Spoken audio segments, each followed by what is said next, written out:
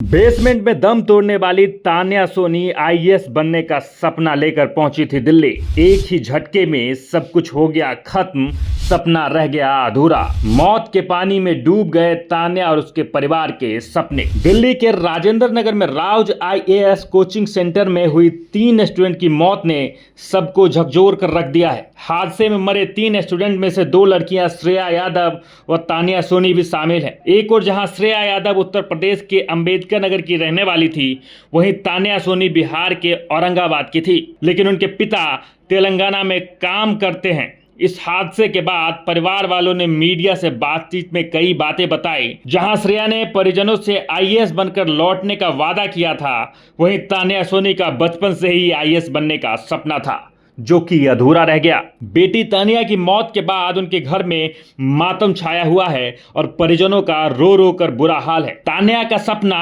IAS अधिकारी बनकर अपने माता पिता और क्षेत्र का नाम रोशन करना और गर्व महसूस कराना था, मगर इंद्रदेव की कुपित दृष्टि ने परिवार के साथ साथ तान्या के सपने को भी तहस नहस कर दिया। तान्या दिल्ली स्थित राव कोचिंग सेंटर में आईएएस की तैयारी कर रही थी।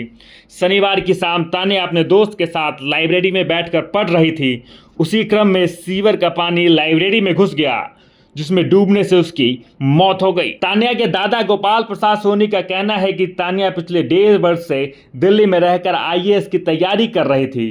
उनके पिता विजय सोनी तेलंगाना में इंजीनियर के पद पे हैं और तान्या के माता पिता दोनों तेलंगाना में रहते हैं। मृतिका तान्या का एक छोटा भाई आदित्य सोनी हैदराबाद में है और छोटी बहन पलक सोनी भी इलाहाबाद में इंजीनियरिंग कर रही है। तान्या की मौत की खबर जैसे ही सामने आई, उनके पैतृक घर में कोहराम मच गया और घर पर स्थानीय लोगों की भीड़ जमा हो गई। 1.5 महीने पहले उसने राव आईएएस कोचिंग सेंटर में ज्वाइन किया था, लेकिन आईएएस बनने का सपना लिए वो दुनिया को ही अलविदा कह दिया। दिल्ली कोचिंग सेंटर हादसे में शिकार हुई तान्या सोनी के परिजनों का भी बुरा हाल है।